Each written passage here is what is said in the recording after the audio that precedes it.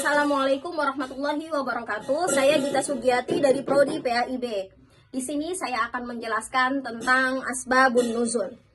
Secara etimologi berasal dari kata asbab atau sebab dan nuzul yang artinya turun. Asbabun nuzul adalah sebab atau latar belakang turunnya ayat Al-Quran. Asbabun nuzul secara istilah memiliki banyak pengertian seperti yang dikemukakan oleh beberapa ulama, diantaranya Az-Zarqani, As-Sobuni, Subhi Sholeh. Pendefinisian menurut Az-Zarqani, As-Sobuni, Subhi Sholeh sedikit berbeda, tapi pada dasarnya semua menyimpulkan bahwa asbabun nuzul adalah kejadian atau peristiwa yang melatar belakangi turunnya ayat Al-Quran dalam rangka menjawab, menjelaskan, dan menyelesaikan masalah-masalah yang timbul di kejadian tersebut.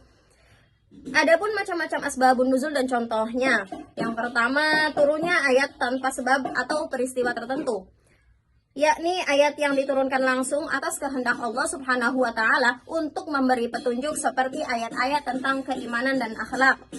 Kemudian turunnya ayat dengan sebab, ayat yang diturunkan Allah Subhanahu wa Ta'ala karena peristiwa atau kejadian tertentu. Contohnya dalam surat Al-Anfal tentang perang dan At-Talaq tentang talak.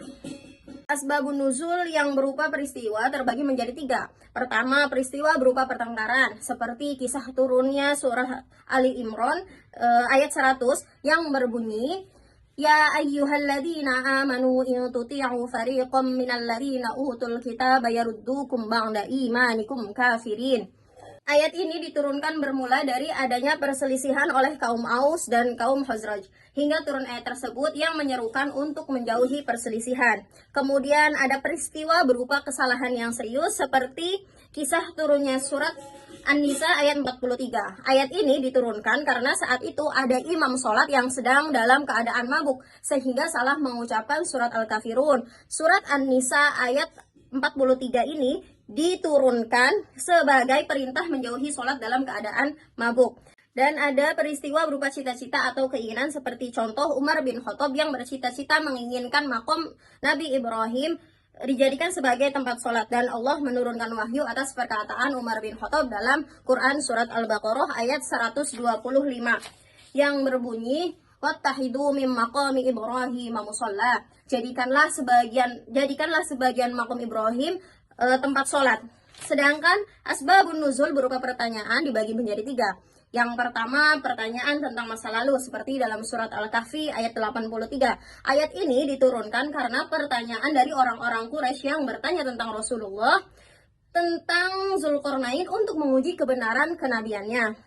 Untuk yang kedua, pertanyaan yang berkaitan dengan segala sesuatu yang sedang berlangsung pada waktu itu, seperti dalam surat Al-Isra ayat 85. Dan yang ketiga, kemudian tentang masa yang akan datang, yang terkandung dalam surat An-Nazi'at ayat 42 yang berbunyi, Yas'alunaka 'anis sa'ati ayyana mursaha.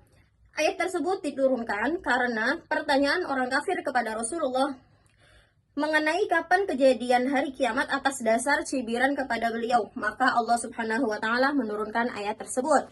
Kemudian faedah memahami asbabun nuzul. Pengetahuan mengenai asbabun nuzul mempunyai banyak faedah, maka memahami asbabun nuzul sangatlah penting.